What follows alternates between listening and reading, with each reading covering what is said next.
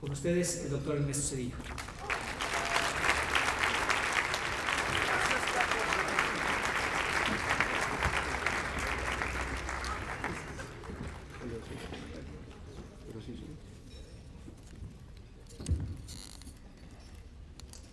Señoras y señores, queridos amigos,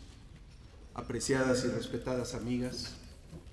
me da mucho gusto estar con ustedes en este significativo evento. Agradezco sinceramente a Amparo Espinosa y a Enrique Cárdenas su muy amable invitación. Felicito sinceramente a los ganadores del premio Manuel Espinosa Iglesias y aprovecho esta oportunidad para expresar mi reconocimiento a la extraordinaria labor que la Fundación Espinosa Rú García ha venido desempeñando en apoyo de la educación y la cultura. Asimismo, deseo reiterar mi admiración y afecto por don Manuel Espinosa Iglesias. Me siento muy afortunado de haber podido rendir mi modesto homenaje a don Manuel cuando él estaba todavía entre nosotros. Recuerdo muy gratamente cuando el 29 de marzo del año 2000, en presencia de don Manuel y su familia,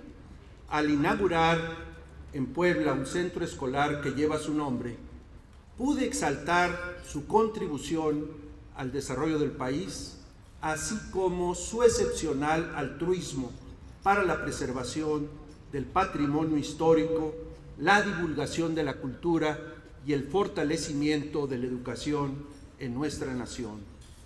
No me cabe duda que don Manuel fue un mexicano ejemplar y celebro que su legado siga siendo ponderado gracias al trabajo de la Fundación ESRU.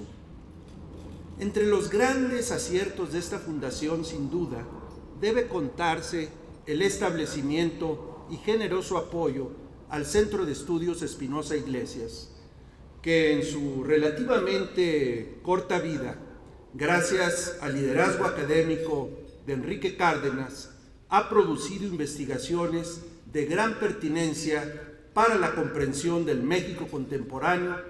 particularmente en lo que se refiere a las sucesivas transformaciones del sistema bancario del país. Es singularmente meritorio el trabajo de investigación que el centro ha impulsado para documentar y analizar la decisión de nacionalizar la banca ocurrida el 1 de septiembre de 1982. La calidad académica de dicho trabajo lo ha convertido en una referencia obligada para los estudiosos del tema y para quienes deseen hacer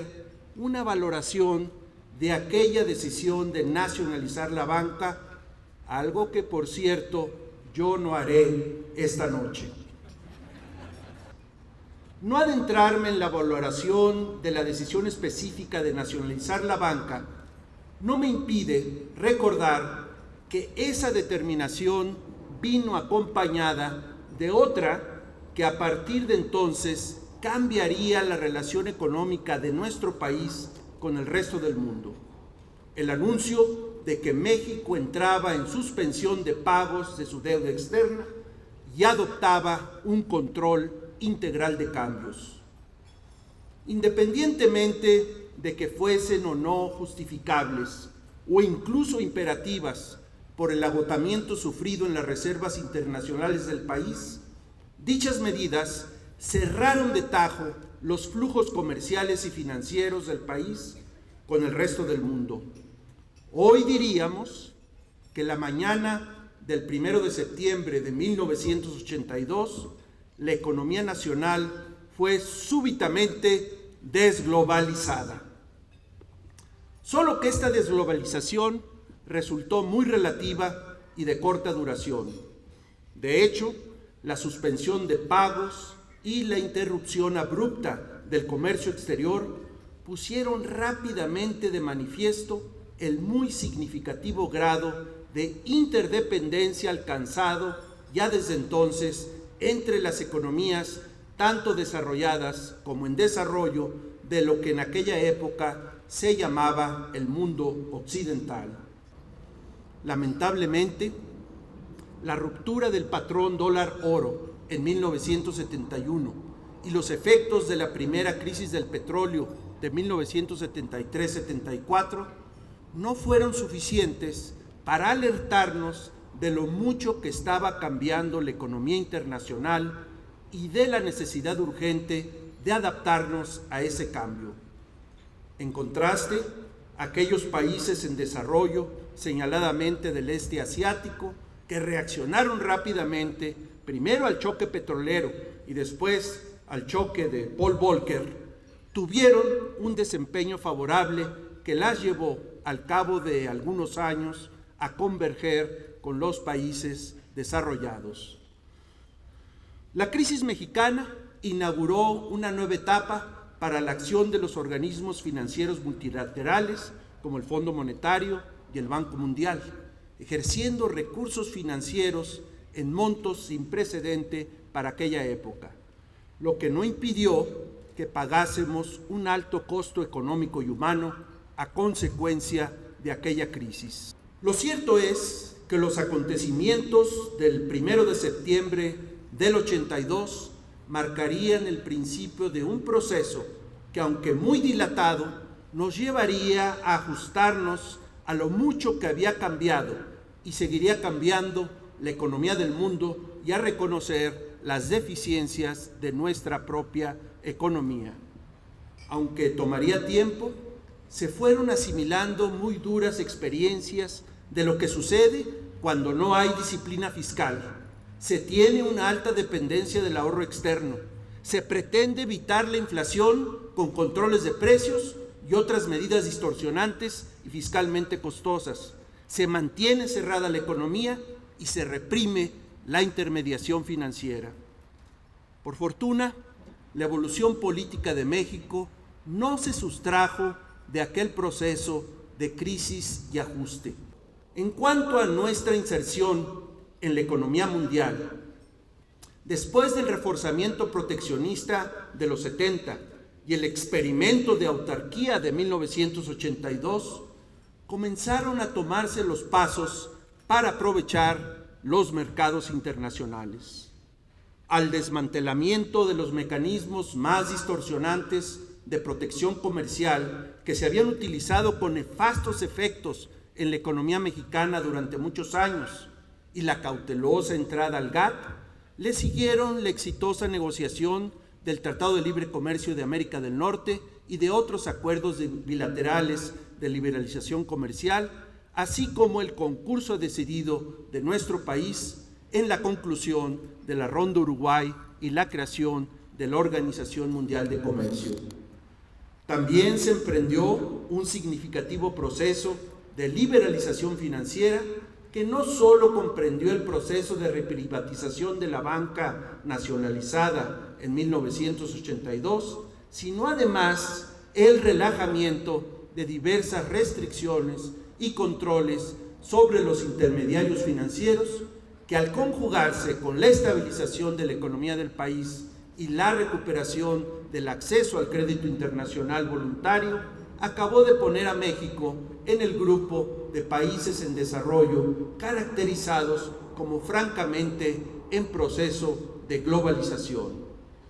Por ahora, sin embargo, lo más importante es insistir que a cambio de sus grandes oportunidades, la interdependencia o globalización económica también impone nuevas y más severas restricciones y demandas a las políticas económicas nacionales e internacionales.